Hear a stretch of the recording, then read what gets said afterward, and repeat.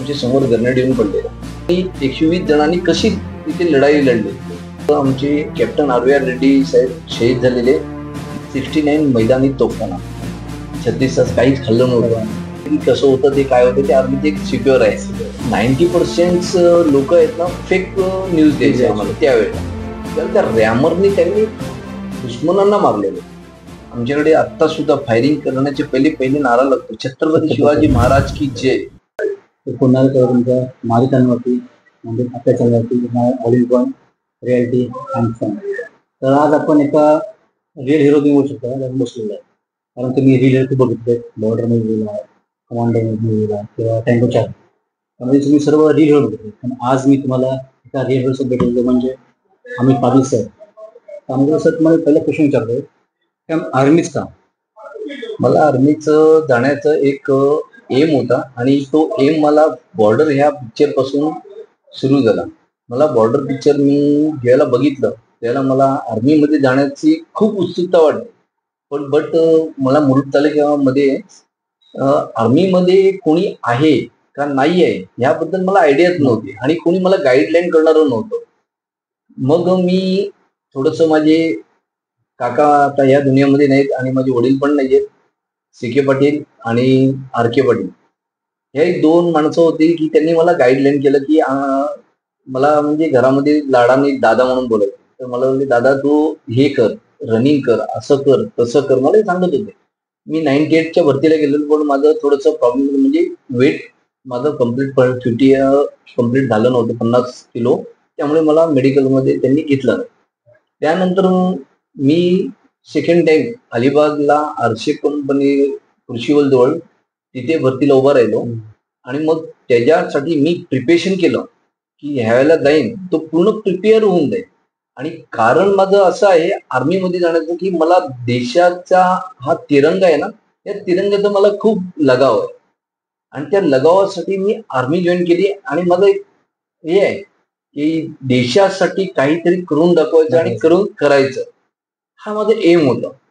आणि मला माझी वडीलधारी माझी 3री पिढी 4थी पिढी म्हणले तरी चालेल. आमची गव्हर्नमेंट सर्व, माझे वडिलांचे वडील हे सुद्धा गव्हर्नमेंट सर्व. वडील पण माझे आर्मी नाही, माझे वडील RDSFची बँकेमध्ये बँक मॅनेजर होते. माझे मोठे काका फॉरेस्ट मध्ये होते. 3 नंबर काका माझे तहसीलदार होते. 4 नंबर काका म्हणजे शिक्षक मुख्याध्यापक होते मराठी शाळेवर. 5 नंबर काका कृषी अधिकारी होते. आता माझा छोटा भाऊ PS आहे. माझा मोठ्या काकांचा मोठा मुलगा डॉक्टर आहे. आता पिढी ही आमचं चालत आलं, पण ह्या डिपार्टमेंटला आमच्याकडचं कोणीच नव्हतं. तर मला एक हे होतं की काहीतरी मला म्हणजे हा मी म्हणजे नॉर्मली सर्व बघत होतो, पण मी बॉर्डर पिक्चर बघितलं. तुम्हाला एक मागेच बोललो, मी बॉर्डर पिक्चर बघितल्यानंतर मला ना ती लवंगीवाला पोस्ट, मी आता म्हणजे ड्युटीला होतो त्यावेळेला मी त्या पोस्टवर जाऊन आलो आणि मग तो बॉर्डर पिक्चर माझ्या समोर पूर्ण सीन झाला की त्या लोकांनी 120 जणांनी कशी तिथे लढाई लढली. मग त्याच्या पहिले मी सर्व काही म्हणजे पोस्टिंग सर्व वाघा बॉर्डर पासून सियाचीन ग्लेशियर पासून पंजाब, अमृतसर या अशा सगळ्या मी पोस्ट खूप साऱ्या केल्या. पण मला असं या मुरुड तालुक्यामध्ये असं म्हणजे मी म्हणतोय की मुरुड ह्या रायगड डिस्ट्रिक्ट मध्ये महाड तालुका आणि कोल्हापूर बघितलं तर खूप सारे आर्मीवाले. हा, तर फक्त ह्या मुरुड तालुक्यातले नाहीये. तर मुरुड तालुक्यामध्ये मला वाटते 6वा का 7वा आर्मीवाला असेल. हा, तर मला असं हे होतं की नाही, जिद्द सोडायची नाही. आणि ती बॉर्डर पिक्चर बघितल्यानंतर माझा एम एकच होता की नाही. थांबवते सॉरीसाठी. हा प्लीज. ते थांबवलं म्हणजे वडिलांनी थांबवलं तुला जाऊ नको? नाही, माझ्या वडिलांचा मला सपोर्ट होतो, मी तुम्हाला सांगितलं. आणि माझे काका होते त्यांचा माझा सपोर्ट होतो. म्हणजे मम्मी बोलत होती तुला आर्मी मध्ये जायचंय, तू परीक्षा दिलीस, पास झाला. जेव्हा मला जॉईनिंग लेटर आलं मम्मी म्हणली नाही तुझं झालं. माझ्या वडिलांना सुद्धा त्यावेळेस म्हणजे आर्मीमध्ये त्यांना जॉईनिंगसाठी हे आलेलं, पण माझ्या आजीनी पाठवलं नाही. त्याला माझ्या पप्पांना सुद्धा हे सांगितलं तुला हे जायचं होतं, तू केलंस, आता बस संपवून टाक, झालं सिलेक्शन, दॅट्स ऑल. तुम्ही जॉईनिंग कधी केली म्हणजे कुठल्या वयात? मी 10 जानेवारी 2000 मध्ये. आणि तरी पण म्हणजे आता का गेलो तुम्ही स्टार्टिंग पहिला पोस्टिंग झाली माझी जम्मू काश्मीरमध्ये पूंछ मेंढर ह्या सेक्टरमध्ये होतो. तिथे म्हणजे आतंकी आले पण खूप व्हायचे नाही खूप सारे, आणि त्यामध्ये माझे सिनियर ऑफिसर होते, एक लेफ्टनंट आणि एक कॅप्टन होते, आर रेड्डी कॅप्टन साहेब, आणि लेफ्टनंट अभय परीख हे ओपी फॉरवर्डला. आणि राजुरीमध्ये आम्ही एक ऑपरेशन केलेलं, आम्ही 8 आतंकवाद्यांना मारलेलं. त्यावेळेस आमचे कॅप्टन आर रेड्डी साहेब शहीद झालेले, आणि त्यांना आतून सुद्धा आता पण त्यांना नमन करतो. जस्ट बॉडीगार्ड त्यांचा मी राहिलेलो, त्यांच्यासोबत राहिलेलो, आणि त्यांनी खूप म्हणजे फिजिकल फिटनेस मध्ये खूप ते इंटरेस्टिंग असायचे. पण त्यांचं तुम्ही बघायला गेले तर त्या टायमामध्ये त्यांच्यासारखं ऑफिसर भेटणं मुश्किल होतं. ते म्हणजे हर एक जवानासोबत एकदम मिळून मिसळून राहणारे, आणि एक नंबर त्यांच्यासोबत सर्व काम करणारे.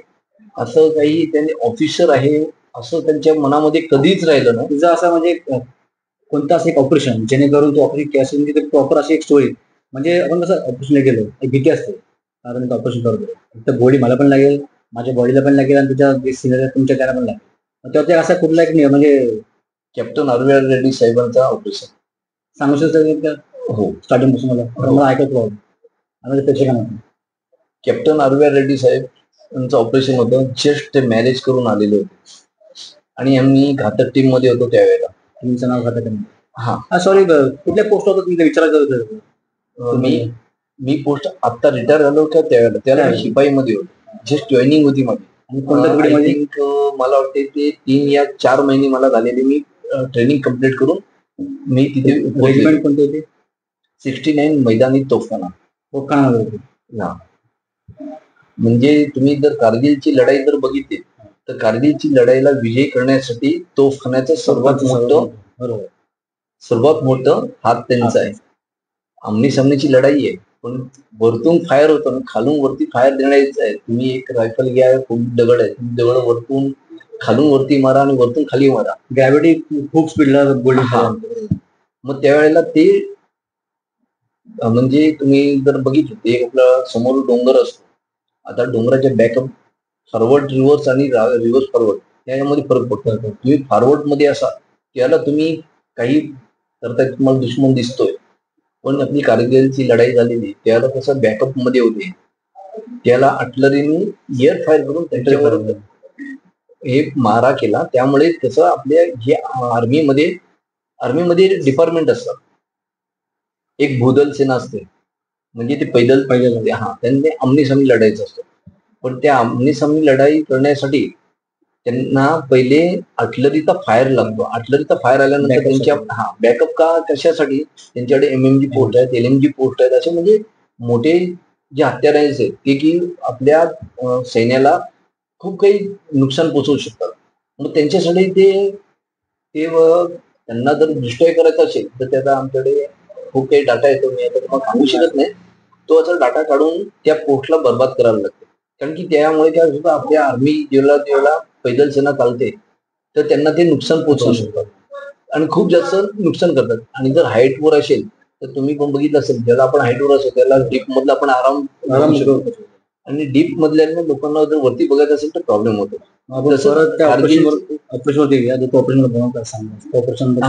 कॅप्टन आर रेड्डी साहेब आमचे खूप म्हणजे ती व्यक्तीच वेगळी होती. त्यांचं राहणं वागणं बोलणं, ते ऑफिसर होते पण आमच्या जवानांमध्ये जास्तीत जास्त आमच्या बरोबर टाइम स्पेंड करायचे. आणि त्यांचं ज्यावेळेला ऑपरेशन म्हणजे जस्ट आम्हाला एक इंटरसेप्ट भेटलेला, त्या इंटरसेप्टवर आमची घातक टीम होती ही आता तुम्ही सांगू शकत नाही की कसं होतं ते, काय होतं ते. आर्मीचे एक सिक्युअर आहे, तर आम्हाला एक असं हे भेटलेलं की अशा ठिकाणी आतंकवादी आलेले आहेत. आणि त्यावेळेस टायमाला खूप सारं असं हे होतं की इंटरसेप्ट भेटायचे, मेसेज भेटायचे की इथून आतंकवादी आले, तिथून आतंकवादी आले, पण एरिया सर्च करेपर्यंत सर्व निघून गेलेले असतात. त्यानंतर आम्ही जस्ट जवळजवळ म्हणजे 36 तासाचं आम्ही सर्च ऑपरेशन क्लिअर करून जस्ट आम्ही युनिटमध्ये पोहोचत होतो. आणि पोहोचलो, आणि आम्हाला आमचे सिनियर होते कॅप्टन आर रेड्डी साहेब, त्यांनी सांगितलं की तुम्ही जा, आता तुम्ही हातपाय वगैरे धुवा, जेवण वगैरे करा, आंघोळ करा. आता जम्मू काश्मीर एरियामध्ये आंघोळ म्हणजे 5:30-6 नंतर पूर्ण तिकडे म्हणजे थंड वातावरण असेल, पूर्ण थंड वातावरण, मायनस मध्ये. हा, 0चे टेम्परेचर असंच असतो. तर त्या एरियामध्ये आम्ही पोहोचलो. ते आमचे सिनियर कर्नल साहेब होते. त्यांना म्हणलं मी रिपोर्ट देतो आणि येतो. आणि तिथे ते गेले. ते रिपोर्ट देईपर्यंत आम्ही रूम मध्ये पोहोचलो. 3 दिवस म्हणजे 2 दिवसापासून सॉक्स बूट काढले नव्हते, काही नव्हतं. असंच सर्च ऑपरेशन होतं. खाणं पिणं काहीच नाही. आम्ही युनिटमध्ये आलो. आम्हाला युनिटमध्ये चहा पकोडा थोडंसं खाण्याचं काहीतरी 36 तास काहीच खाल्लं नव्हतं. पाण्याचं सोर्सच नाही. तर मी असं थोडंसं नॉर्मली असं खाल्लं आणि जाऊन जरा बोललं चला रिलॅक्स होऊया. आता 36 तासामध्ये कंटिन्यू उभी आहोत, तर थोडंसं अंग टाकूया असं टाकलं. आमची बुलेट जॅकेट, बुलेटप्रूफ पटका हे आम्ही काढून साईडला ठेवलं. आमची फर्स्ट वाईफ म्हणजे आमची रायफल ती आमची साईडला ठेवली आणि थोडंसं त्याला वगैरे त्याला मेंटेन करायला लागतो. आम्ही तिला मेंटेन म्हणजे थोडं AK-47 आणि रायफल जे LMG MMG जे एनिथिंग जे असतात रायफल त्यांना आम्ही थोडंसं मेंटेन आपसमध्ये बसून पाणी गरम भेटेल हातपाय तरी कमसे कम धुया म्हटलं असं करत होतो. तुमचं खाली एक ब्रिगेडच्या खाली एक हेलिपॅड होतं. तिथे असं सिव्हिलियन आले आणि त्यांनी सांगितलं सर आता आम्ही काही आतंकवादी बघितले की आता नवीन बिल्डिंग होती त्यामध्ये घुसले आणि तिथे 90% लोक आहेत ना फेक न्यूज द्यायचे आम्हाला त्यावेळेला. आताच माहोल वेगळा आहे, त्यावेळेचा माहोल खूप वेगळा होता. तर त्यांनी आम्हाला एक इंटरसेप्ट दिला. तर आमचे कर्नल साहेब म्हणले, आमचे जे कॅप्टन आरवे रेड्डी सर होते आमचे इंचार्ज, त्यांना सांगितलं की आता काही मेसेज असं आलाय तर आपण चेक करूया. मी जाऊन घातक खाली पाठवतो. त्यावेळेला मोबाईल ही सिस्टम नव्हती. तर म्हणले ठीक आहे, मी तोपर्यंत बघतो. ते खाली थोडे हेलिपॅड ग्राउंडवर होते. तिथे सिक्युरिटी होती त्यांची. त्यांनी इन्सर्स रायफल घेतली, एक रायफल घेतली त्यांच्याकडून, 2 तिथले सिक्युरिटी गार्ड घेतले, पोलीसवाले घेतले. असं त्यांनी चला बघूया आपण जाऊन तोपर्यंत येत आहेत तोपर्यंत आपण चेक करूया. ती नवीन बिल्डिंग एक बिल्डिंग म्हणजे त्या साईडला बिल्डिंग अशी बनवत नाही. म्हणजे डोंगरामध्ये त्यांची अर्ध घर त्यांचा डोंगराच्या आतमध्ये असतो ना, अर्ध वरती असतो. त्या टाइप मध्ये त्यांचं घर होते. ते आले, सांगितलं की अशा ठिकाणी आम्ही आतंकवादी जाताना बघितले. तर ठीक आहे म्हणजे आपण चेक करूया.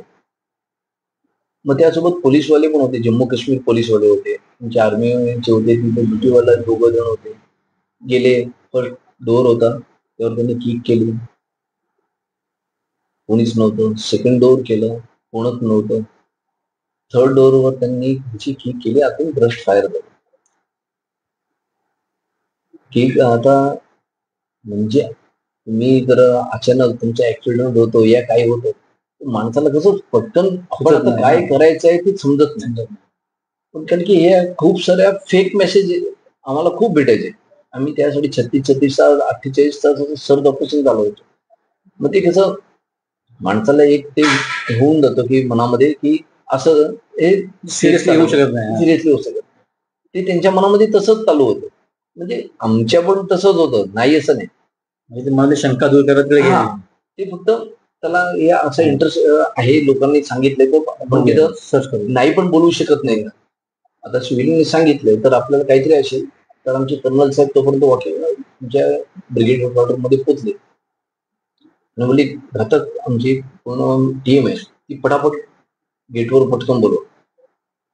आता कोणी आता 3 दिवसानंतर आल्यावर 36 तासानंतर आलोय, कोणी बुटं काढली, पायाचे सॉक्स बदली नाहीत, काही नाहीत. त्याला कोण हातपाय धुवायला गेलंय, कोण काहीतरी खायला भेटतोय का बघतोय ते खातोय. अशा याच्यामध्ये कंडिशन मध्ये आमचे विसर लागल्या आणि बिलिंग 2.5 ते 3 मिनिटांमध्ये आमची घातक टीम पूर्ण रेडी झाली. सगळे बूट सॉक्स कोणी घातले नव्हते, हातात बितात जॅकेट घातलं, रायफली आपल्या आपल्या उचललं, गेटवर बसलो. कर्नल साहेब उभे होते. ऑर्डर दिली, खाली असं असं मॅटर झालेलं आहे, तुम्हाला 4th पोहोचायचं. तोपर्यंत आम्हाला ब्रशचा फायर आला. सॉरी, आम्हाला तिथे फायरचा आवाज आला. तर आमचे कर्नल साहेब बोलले कुछ तो पंगा हुआ है, यहाँ से जल्दी निकलो. आम्ही गाडीत बसून बुटं वेगळी घातली, बुलेट जॅकेट घातली, त्याच्यानंतर पटके घातले आणि आम्ही खाली निघालो. तिथं पोहोचलो. त्यानंतर आम्हाला समजलं की पोलीसवाले आले, सर्व काय आले, पण कॅप्टन आमचे साहेब होते, त्यांना त्यांनी काहीतरी कॅप्चर करून ठेवलं आणि असं ते ऑपरेशन चालू झालं. आणि सकाळी आमचं 9:30 वाजता आमचं ऑपरेशन संपलं. त्याला आम्ही ते 8 आतंकवादी तिथे मारले. माझ्या आयुष्यातलं पहिल्यांदा जीवन आणि मरण ह्यातला फरक आहे ना, त्या दिवशी मला समजलं. म्हणजे मरण जवळ मध्ये जवळ म्हणून म्हणजे खूप मजा. म्हणजे एक सर होते कॅप्टन, ते नंतर ऑपरेटर होतं. माझ्याकडे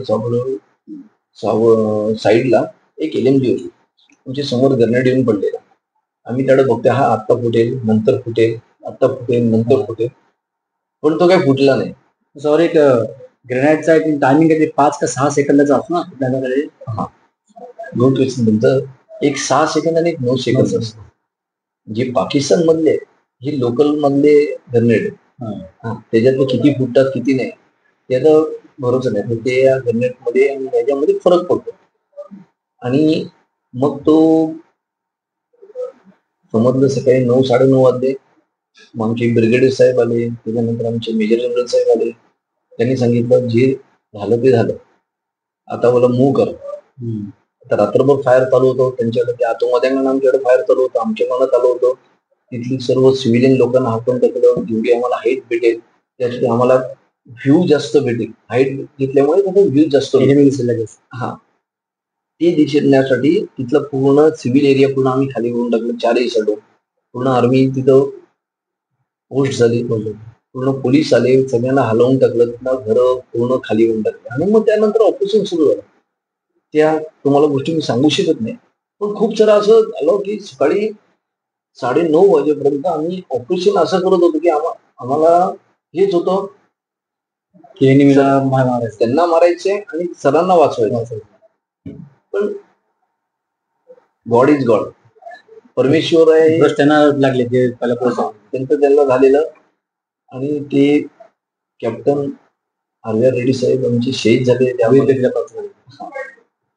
आणि जस्ट ते मॅरेज करून येऊन आय थिंक 1 महिन्यात झालेलं. हा, पण नाही, ही गोष्ट सांगण्यासारखी तर म्हणजे आहे, कारण ज्याला एकदा तिरंगाचा वेळ लागला तर तो घर बघत नाही कोण बघत.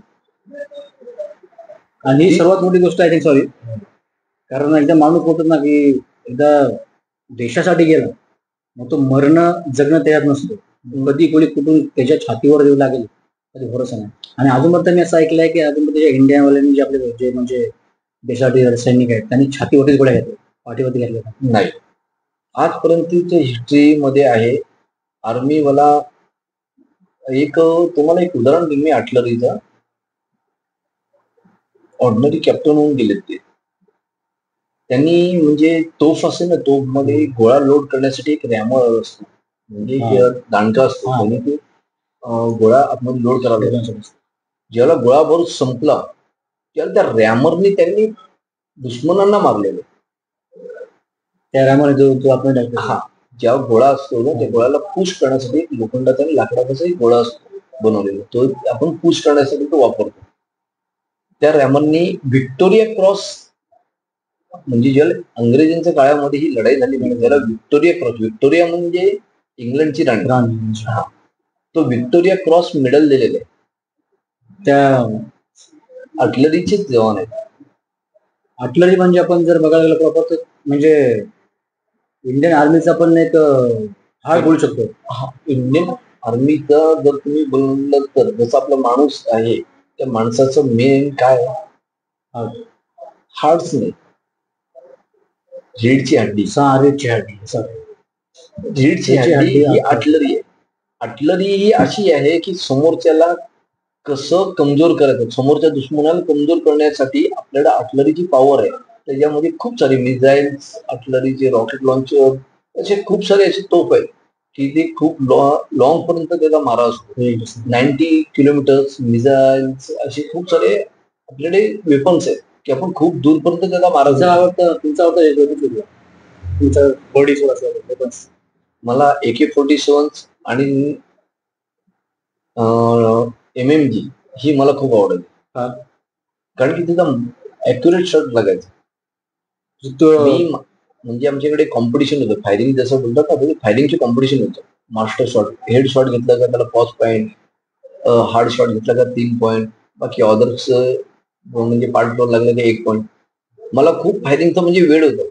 मला आर्मीमध्ये जाण्याच्या पहिल्यापासून ना मला असं असं असं वाटत जायचं, हत्यार माझ्या हातात घेतलं ना की मी असं एकदम जसं ते सीआयडी ह्याच्यामध्ये दाखवतात ना ॲक्युरेट बिलकुल असं मारलं काय खटाक एका ह्याच्यामध्ये. आणि तो बॉर्डर पिक्चर मध्ये ज्याला ती एमएमजी दाखवत होती ना ती मला त्याचं थोडंसं अट्रॅक्शन वाटायचं. एसएलआर असे खूप सारे रायफल आहेत, मला अट्रॅक्शन त्याच्याबद्दल वाटत. आणि मला असं एमच होतं की जाईन तर मी आर्मीमध्ये जाईन. एक प्रश्न करायचा मला तुला. बोला.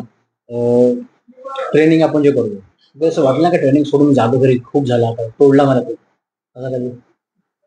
कसं होतं कसं आपण बोलतो ना खूपच पुढे गेलो, ट्रेनिंग तर घेतलंच नाही. कसं आहे माहितीये का, मी ऍक्च्युली घरातून पळून गेलेलो आहे आर्मीमध्ये. लोक आर्मीतनं पळून घरी येतात, मी घरातून पळून गेलो. माझ्या म्हणजे तुम्हाला सांगितलं ना मागे, म्हणजे काका आणि वडिलांचं मला सपोर्ट होतं, पण म्हणजे मम्मी बोलत होती की नको म्हणून. तसं मी तिथे गेलेलो तर माझं एवढं एम होतं, म्हणजे मी थोडस नाही म्हटलं तर मी त्या कॉलेज जमान्यामध्ये खूप आगाऊ होतो. कारण की मला अतरंगिऱ्या माझ्या खूप होत्या, म्हणजे मस्ती मजाक करणं हे माझं हे होतं.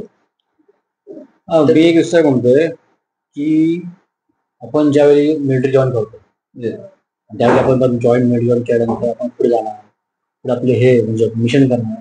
पण त्यावेळी असं वाटलं का आता मी म्हणजे प्रॉपर एका लढाईमध्ये उभा आहे, तिथून कधी माघार घेण्याचं असं मग त्याला नाही. आर्मीची ट्रेनिंगच अशी आहे की तुमच्या मनामध्ये हा विचारच येणार नाही कधी माघार घेणं.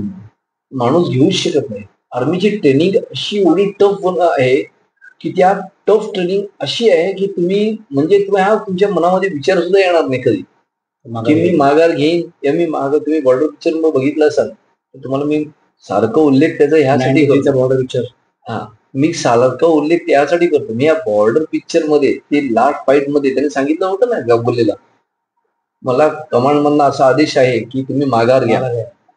पण मी माझा एक आहे की मी माघार न घेता तुमच्यावर सोपवलंय.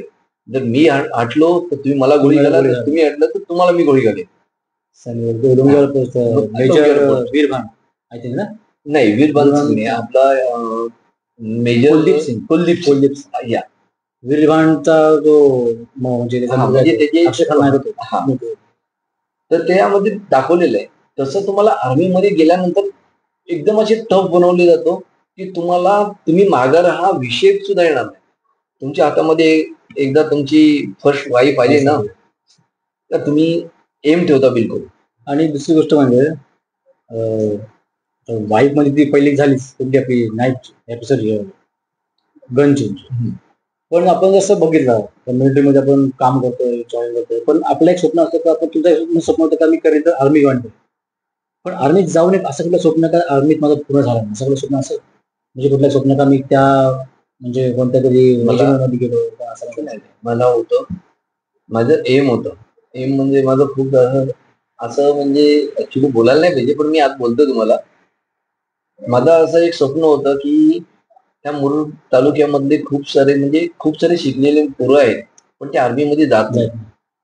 तर त्यांना जर आपण प्रोत्साहन म्हणजे त्यांना काहीतरी गाईडलाईन करायचं ते असं मला असं वाटायचं की मी आर्मीमध्ये गेलोय तर माझ्या ऑपरेशन मध्ये मी शहीद झालो तर लोक जास्त हे करतील आणि त्यानंतर ती मुलं स्वतःहून चला बा आपल्याकडचा एक शहीद झाला तर आपण पण आर्मीमध्ये जायचं, त्यांचे होप्स वाढतील, त्यांना म्हणजे कॉन्फिडन्स वाढेल, हे माझं हे होतं. पण नाही दुसरी गोष्ट म्हणजे ज्यावेळी तुम्ही रिटायरमेंट घेतली आपल्या गावकऱ्यांनी सत्कार केला पण त्यानंतर अजून गावकर आपल्याकडे म्हणजे लक्ष म्हणजे गावकऱ्यांचं आपल्याला काय करणार नाही. मी ते माझा सत्कार झाला, मी कबड्डी अजून सुद्धा खेळलो. मी आता पण खेळायला उतरणार आहे, टुर्नामेंट त्यामध्ये पण उतरणार आहे. मला खेळायला आवडतो, मला एक्सरसाइज मी आता सुद्धा मी आता हे हॉटेल चालू केलंय. मी इथलं जातो रात्री 1ला 2ला जातो पण मी सकाळी उठून माझं वर्कआउट नेहमी करतो. मला ते आवडतं. आणि मी असं म्हणतो आपल्याकडचे म्हणजे या मुरुड तालुक्यातले मुलं आहेत या मुलांनी, मी तर म्हणतोय की जसं या रायगड जिल्ह्यामध्ये मध्ये आपल्या महाड तालुका बघितला, पोलादपूर बघितलं, आता महाड मध्ये फौजी अंबवडे म्हणून गाव आहे, गावागावातला माणूस फौजी आहे. जर आपल्या मुरुड तालुक्यातला व्हायला तयार असेल तर मी फ्री ऑफ चार्ज म्हणजे त्यांना ट्रेनिंग द्यायला तयार, पण त्यांचा इंटरेस्ट मला पाहिजे. सहज सांगतोय, तर आपण पूर्ण ऐकलं सर, तुम्हाला तुम्ही ट्रेनिंग फ्री ऑफ चार्ज देऊ शकता, पण कारण म्हणजे त्याचं एक असं म्हणजे पॉईंट आहे का तुम्ही पूर्ण त्यासाठी त्यांनी म्हणजे स्वतःला देशासाठी पूर्ण अर्पण केलं पाहिजे.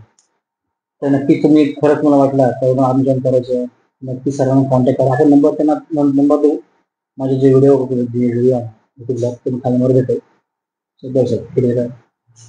त्या मुलांना मी स्वतः फिजिकल ट्रेनिंग इन्स्ट्रक्टर राहून मी स्वतः म्हणजे फिजिकल जे आर्मीमध्ये ट्रेनिंग देतात त्याचा मी कोर्स केलेला आहे, मी अल्फा गडलेला आहे.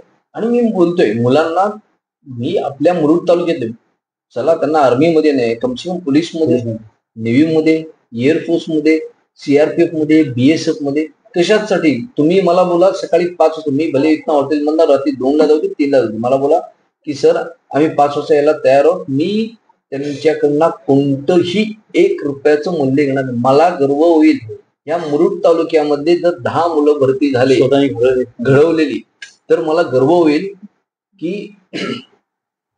की आपल्याकडचा कोणतरी मुलगा भरती झाला, एक तरी झाला ना, तुम्ही छाती ठोकपणे सांगू शकतो की मी घडवलंय. आता मी आर्मीमध्ये खूप सारे स्पोर्ट्स खेळलोय, सर्व काही केलं. बॉक्सिंग पण आय थिंक तुम्ही केलं. 14 वर्ष गोल्ड मेडलिस्ट आहे. 14 वर्ष पूर्ण. हो. कबड्डी खेळलेलो आहे मी, म्हणजे सिव्हिल मध्ये ब्लॅक बेल्ट सिल्वर मेडलिस्ट आहे.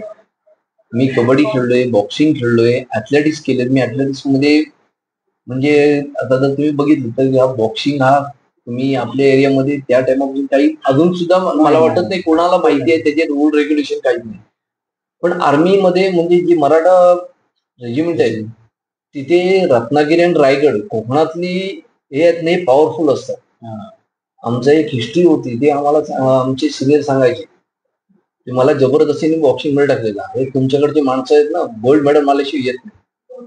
आणि मग ते आम्हाला ते म्हणजे आमच्या हे भरून ठेवलेलं की नाही, अरे मग कोकणातलं मी, अरे मग रायगडवाला आहे, अरे मग काय आहे ते बघू. आमचे सिनियर आम्हाला आता जरा टेक्निकल बॉक्सिंग करायची, त्यावेळेला बॉक्सिंग मध्ये टेक्निकल नव्हतं. आमच्याकडे आर्मीमध्ये जास्त करून नॉकआउट, पूर्ण फ्री की काही नॉकआउट, पूर्ण नॉकआउट सिस्टम असायची पहिले. हे आता टेक्निकल आहे, पॉईंट घ्यायचं, आमच्याकडे ते नव्हतं त्यावेळेला. जिथं नॉकआउट होतं तिथं गेम डायरेक्ट नॉकआउट सिस्टमच खेळायचे. आमच्या रेजिमेंटची हिस्ट्री होती, पहिले जेवढ्या ट्रॉफी घेतल्या त्यांनी नॉकआउट सिस्टम मध्ये घेतल्या. म्हणजे आमच्या गाड्यांचे टेल बोर्ड होतात, ते टेल बोर्ड एका पंच मध्ये ते बेंड करायचे आणि प्रॅक्टिस हवा भरलेल्या टायरवर करायची. आमची सिनियर सांगायचे असं असतं तसं असतं. आता मला मी ब्लॅक बेल्ट ऑलरेडी केलेलं होतं, हे आपली नकल्स वगैरे तोडलेलं होतं, आपल्याला ते आयडिया होती. असंच एक दिवस मी कबड्डीची प्रॅक्टिसवर येत होतो, अशी बॉक्सिंगची प्रॅक्टिस चालू होती आमच्या मध्ये. तुम्ही असं सहज बघायला गेलो, त्याला बघूया. माझे एक सिनियर होते, तुला बॉक्सिंग खेळायची आहे काय? आम्ही म्हणजे सर मी कधी खेळलोच नाही. चल याला अँगल द्या, उतर याला रिंग मध्ये. माहितीच नाही आपलं कसा पंच असतो, त्याचा अप्परकट आहे का लोअर, त्याचा अप्परकट आहे, लेफ्ट राईट आहे, हुक आहे, काय मला काहीच माहिती नव्हतं. त्यांनी उतरवलं. कराटे तर माहिती होती, फुटवर्क त्यावेळेस होता. त्याला विदिन मी 6 सेकंदामध्ये मारला, तो फ्लॅट झाला. हा आमची रेजिमेंट मध्ये. अरे तू तो बोला चालेल, तू खोटं सांगतो, तुला येत नाही म्हणून, तू बॉक्सिंग खेळलेलंच नाही. म्हणलं साहेब मी कधीच खेळलो नाही, मी ब्लॅक बेल्ट आहे, मी एवढं सांगतो, मी केलेलं आहे ते पण सांगतो तुम्हाला. उद्यापासून तू ही सकाळी त्या प्रॅक्टिसला आणि संध्याकाळी ह्या प्रॅक्टिसला नाही बोलू शकत नाही. सिनियर आमच्याकडे सिनियर म्हणजे असं असतं, जर माझं सपोर्ट नंबर आहे 1 2 3 4 5 6 7 आणि त्याच्या 7च्या जागी जर 6 वाला नंबर आहे तो पण माझा सिनियरच आहे. आमच्याकडे 1 नंबरनी सिनियर आहे तो सिनियर आहे. आमच्याकडे रिस्पेक्ट म्हणजे 1 नंबरनी सिनियर असेल तो सरच आहे. आणि आर्मीमध्ये खास करून रिस्पेक्टिंग शिकायची असेल तर आर्मीमधून शिकावं. तो वयाने मोठा आहे का छोटा आहे त्याबद्दल जे केलं तर पूर्ण बर्फ असतो. जम्मू काश्मीरला? नाही, जम्मू काश्मीर मध्ये बर्फ नाही. मग हा कुपवाडा हा खालचा भाग आला. जम्मू काश्मीर हा वेगळा भाग आहे. आता हे आपण बोलताना बोलतो जम्मू काश्मीर काश्मीर हा जम्मू वेगळा भाग आहे आणि काश्मीर वेगळा भाग. काश्मीरवरचा भाग आहे. हा. मग तिथे मी असं ऐकलं, कारण ज्या बर्फामध्ये जो तो कोणताही म्हणजे आर्मीला गेला त्याला ड्रिंक कंपल्सरी आहे, नाही असं काय? सॉरी, असं कुठेही नियम नाहीये. मग तुम्ही म्हणाल की सियाचन ग्लेशियर या ठिकाणी जाल तिथे तुम्हाला तिथं तर ड्रिंक्स अलाउड नाही. तिथं -45 to 60 ऐकलंय. तिकडे म्हणजे टोमॅटो पण आहे सगळं असं ऐकलं. जर टोमॅटो फेकून मारला माणूस मरू शकतो. हो, अंड फेकून मारलं तर माणूस मरू शकतो. त्यांचं जगणं काय असेल? कारण खरंच आपण कधी विसरतो. तुमचा तुम्ही त्याचा ते पूर्ण जगलात, मरण समोरून बघितलं. आता आपण बोलतो काय करतो काय नाही, त्यांना पगार आहे, त्या पगारावर करतात. पण त्यांना ही गोष्ट माहित नाही का ज्या बर्फामध्ये रक्त सुद्धा गोठू शकतो तिथे माणूस जर उभा रायफल घेऊन सुद्धा उभा आहे, त्याचं काय असेल? त्याचे घरचे माणसं काय बोलतात? आता तुम्ही मला सांगा, आपल्या घरामध्ये फ्रीज आहे ना, त्याच्यामध्ये तुमच्याकडं ती बर्फ जमतो ना, किती मायनस मध्ये जमतो? -0 असेल. -45 बोलल्यानंतर 50 म्हणजे खूप आहे. 45 to 60 आणि ही गोष्ट खरी आहे का? म्हणजे जास्त जर तिथे पण श्वासन जर जास्त घेतला, श्वासन तिथं ऑक्सिजनच नाहीये. नाही म्हणजे ऐकलं की प्रॉपर आपण जर ते बर्फाची हात नाही घेतली तर आतमध्ये पण पाणी बनतो, लंग्स मध्ये तुमच्या पाणी होऊ शकतो, दिमाग पूर्ण ब्रेन जाऊ शकतो. तुम्ही जर तुमचं स्वतःच केअर नाही केलं तर तुमच्या म्हणजे पायाला जखम होऊ शकते. कारण की तुम्ही गरम कपडे एवढे सारे घालता तर ती तुम्ही पाय रेग्युलर झाक नाही केले, तुमचं अंग साफ नाही केलं, आंघोळ करण्याचा तो प्रश्नच येत नाही. आंघोळ करण्याची हिंमत पण करू शकत नाही. आपण एक गोष्ट ऐकतो रोज का म्हणजे आपण जर इंडियन मिलिटरीमध्ये बोललो तर पहिलाच गुरखा रेजिमेंट येते, नंतर मग मराठा रेजिमेंट, नंतर मग बंगाली रेजिमेंट. ह्या मध्ये रेजिमेंट बघितले फ्रँकली विचारतो. हा, आपण जे रेजिमेंट बघितलेस ही रेजिमेंट एक चांगली, तर आपण कुठली बघू शकतो का? सर्वच मिलिटरी रेजिमेंट खूप मजा मजबूत आहे. अशी एक रेजिमेंट तुम्ही जर बघायला गेले तर छत्रपती शिवाजी महाराजांपासून मराठा बटालियन आहे. छत्रपती शिवाजी महाराज अंग्रेजांचा आला जमाना त्यावेळेला त्यांनी पहिले कोणाला हे केलं? मराठा. कारण की त्यांची हिस्ट्री आहे, महाराजांची हिस्ट्री आहे. आमच्याकडे आता सुद्धा फायरिंग करण्याचे पहिले नारा लागतो, छत्रपती शिवाजी महाराज की जय.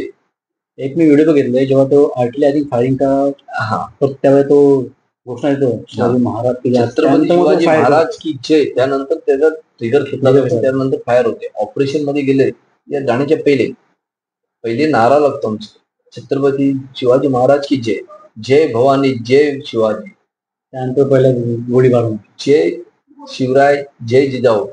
या नारे लावल्यानंतर मराठा अंग्रेजांनी याचा स्टडी केलेला आहे. आज आपण बघतोय तुम्ही आपल्या हिस्ट्रीमध्ये महाराष्ट्रामध्ये तुम्ही हिस्ट्रीमध्ये कुठे महाराजांचं या संभाजी महाराजांचं कुठेही उल्लेख नाहीये. आपल्याला फक्त शिकवलंय कोणाचं हिस्ट्री? मला वाटतं की शिवाजी महाराज फक्त आपल्याला जयंती फिक्स आठवतात. हा, आणि जेव्हा कुठलं इलेक्शन असतं तेव्हा बरोबर. मग तुम्हाला माझ्याकडे माझी युनिट माझी प्युअर मराठा बटालियन आहे. आम्ही बर्फामध्ये गणपती आणले, लेझिम खेळलेलो आम्ही बर्फामध्ये. म्हणजे आपल्याकडे डीजे वर सगळे गणपती नाचतात, या बँजोवर नाचतात, आमचे गणपती लेझिम वर जातात, या झांजवर.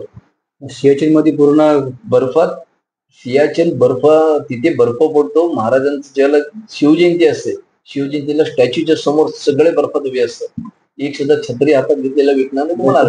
त्यांना वर्कआउट चालू कंपल्सरी सलामी दिली जाणार आणि तिथे लेझिम खेळले जाणार, या झांज खेळलं जाणार. डीजे वर गाणे हे आता आपलं फॅड झालं. आपल्याला आपण आपल्या स्वतःच्या म्हणजे स्वतःच्या आपल्याला चांगलं वाटतं ते आपण करत आहोत. पण छत्रपती शिवाजी महाराज यांची हिस्ट्री तुम्ही बघितलं तर आपल्या इंडियामध्ये कमी येते. ते बाहेर असतं, बाहेर देशामध्ये छत्रपती शिवाजी महाराजांची लढाई करण्याची टेक्निक ही शिकवली जाते. गनिमी कावा महाराज समजले. आपल्याकडच्या लोकांना म्हणजे आपल्याकडे फक्त कुतुब मिनार हे बादशाह तो बादशाह. छत्रपती शिवाजी महाराजांबद्दल, संभाजी महाराजांबद्दल हिस्ट्रीमध्ये एक तरी मला पेज दाखवा कुठेतरी. आता मी लहानाचा मोठा झालो पण त्या इतिहासामध्ये कुठेतरी त्यांचा उल्लेख नाहीये. ती शिकवण बाहेरच्या देशांना समजली की छत्रपती शिवाजी महाराज काय होते, छत्रपती संभाजी महाराज काय होते.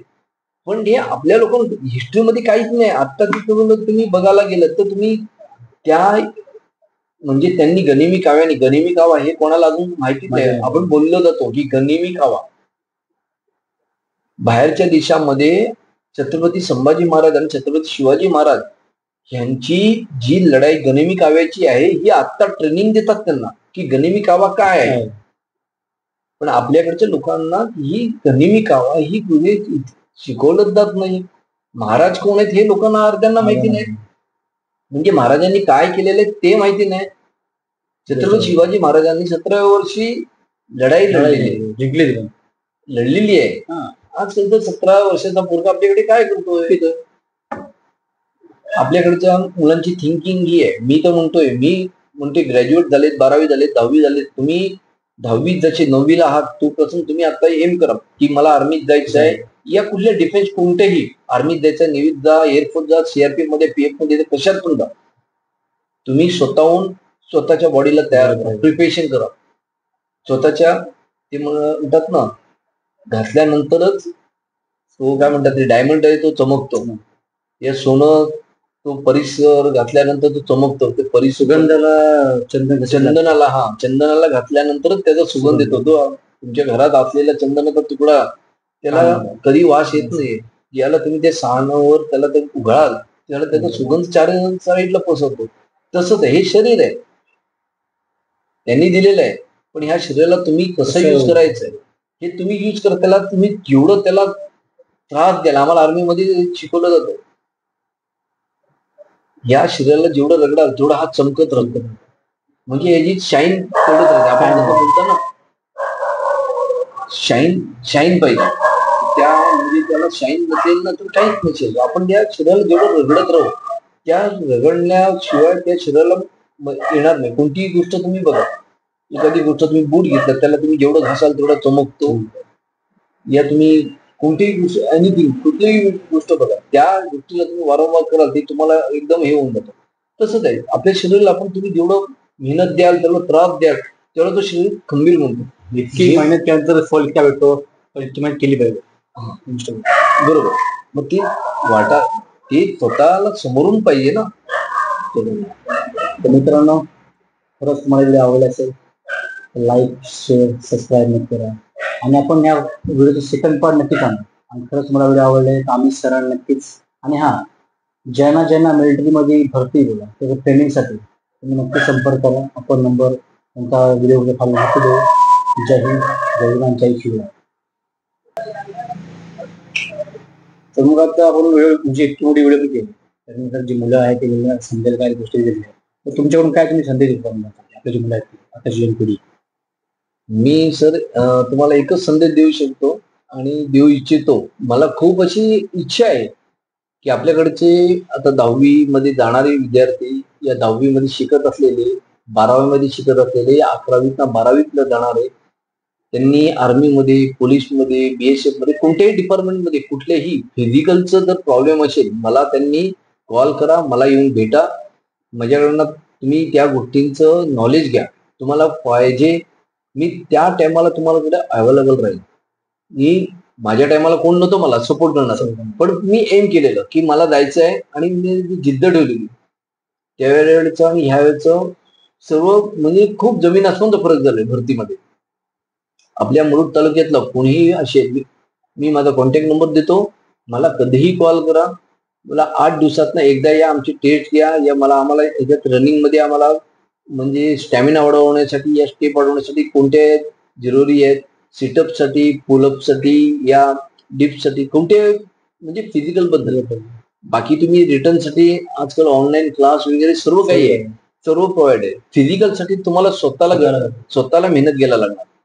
असं कोणी विद्यार्थी असेल कोणीही त्यांनी मला सांगावं, मला कॉन्टॅक्ट करावं. मी त्यांच्यासाठी अवेलेबल. माझ्याकडे एक मुलगा आला तरी सुद्धा मी त्याला ट्रेनिंग द्यायला तयार आहे. तुम्ही 5 वाजता आणि 4 वाजता मला बोला, मी 4 वाजता यायला तयार आहे.